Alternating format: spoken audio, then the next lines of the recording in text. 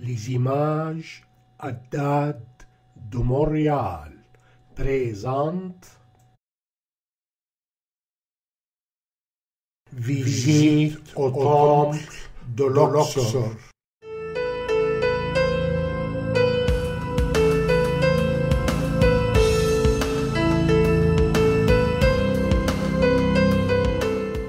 L'avenue du Sphinx est située nord du temple. Anciennement, elle se prolongeait 3 kilomètres vers le nord jusqu'au temple Karnak. L'avenue était construite vers 1400 avant Christ avec Sphinx aux têtes des béliers. Plus tard, Nectanebo le premier a rénové cette avenue en ajoutant aux deux côtés les sphinx actuels. La longueur actuelle de cette avenue est 200 mètres. Le premier pylône est situé sud de l'avenue des Sphinx. Il est construit par Ramsès II. L'auteur de ce pylône est de 24 mètres et décoré par des reliefs de ses victoires militaires. Dans la bataille de Kadesh contre les Hittites en Syrie, où le premier traité de paix dans l'histoire du monde a été signé entre Ramsès II et les Hittites. Devant le premier pylône, il y avait 6 colosses pour lui, 4 debout et 2 assis. Ils en restent 3. 2 assis et 1 debout. Aussi, il a érigé 2 obélisques à l'auteur de 25 mètres. Un est offert au roi de la France, Charles X, par Mohammed Ali, le sultan de l'Égypte, en mai 1830. Il a pris sa place au centre de la Concorde à Paris le 25 octobre 1836. Le deuxième reste.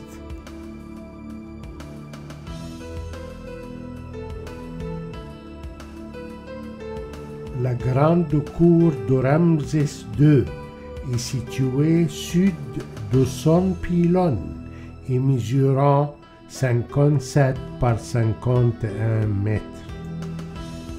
La cour est entourée par des colonnes à 2 rangées, en granit et en forme de papyrus regroupés. Et 7 colosses de Ramsès II, d'une hauteur presque de 7 mètres, dont 2 assis et 5 debout. Le vandalisme des colosses est causé par les conquérants perses, presque 400 avant Jésus-Christ. Sur la partie nord-est de la cour se trouve la mosquée de Sidi Abou el-Hagag, qui a été construite environ de 1243. Le saint musulman vivait en Luxor pendant le XIIIe siècle.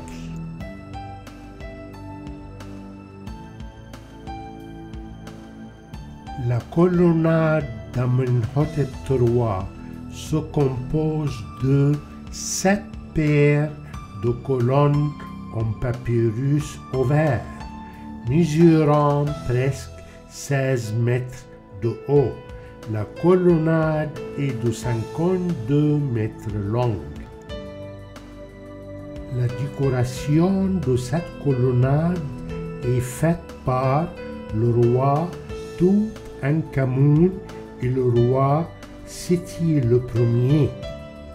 L'entrée de la colonnade est flanquée par les deux grandes statues de Ramsès II assis. Les deux photos suivantes sont pour l'arrière de la colonnade. La cour solaire d'Amenhotep III est située sud de sa colonnade et mesurant 52 par 46 mètres. La cour est enclose sur les autres trois côtés par 64 colonnes en papyrus regroupées. Les colonnes qui sont vers l'est sont les plus préservées. La décoration de cette cour a commencé par Amenhotep III jusqu'à l'époque d'Alexandre le Grand. En 1989, pendant les restaurations de cette cour, ils ont trouvé ce que s'appelait la cache du temple Luxor, où 26 précieuses statues ont été découvertes, dont la statue d'Amenhotep III exhibée maintenant au musée de Luxor. Les rituels de fête de l'Opet sont faits ici.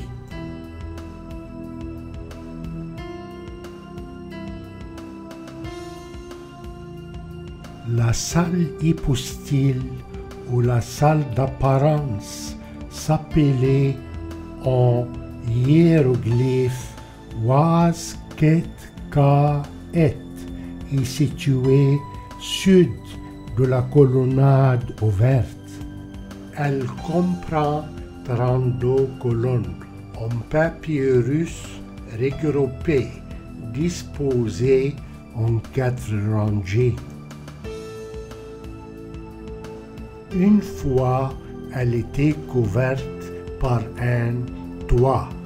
À partir d'ici et jusqu'à la fin du temple, il était strictement réservé de rentrer seulement pour le pharaon et les prêtres.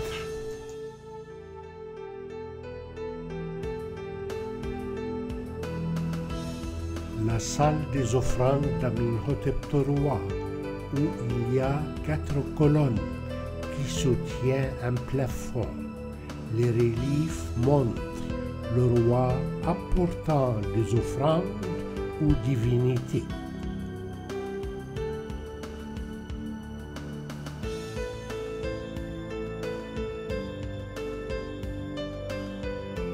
La salle de la naissance divine d'Amenhotep III commémore le mythe de l'origine surnaturelle du roi. Ce roi n'était pas éligible pour s'asseoir sur le trône de l'Égypte parce qu'il n'y avait pas du sang royal. En effet, la théogamie, qui est le principe qui permet au dieu de prendre la place physique du pharaon afin de pouvoir s'unir avec la reine et concevoir ainsi le futur héritier du trône. Avec ce principe, il était légitime pour s'asseoir sur le trône de l'Égypte. Les reliefs montrent le mariage divin de sa mère, reine Mutimuya, avec le dieu Amun.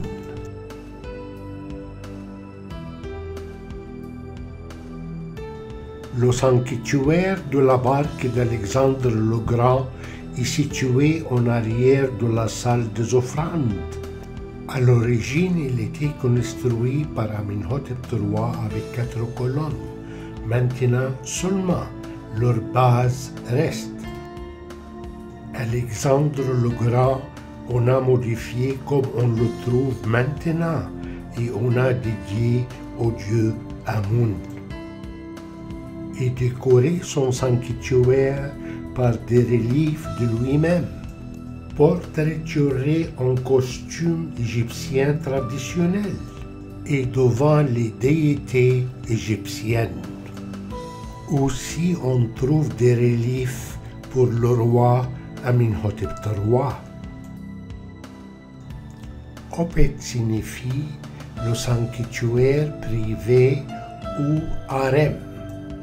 La suite de l'Opet commence par une salle avec 12 colonnes.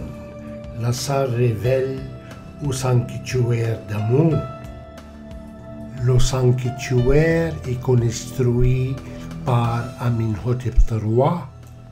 Il était considéré comme le saint des saints et dédié au dieu Amun. On y trouve 4 colonnes.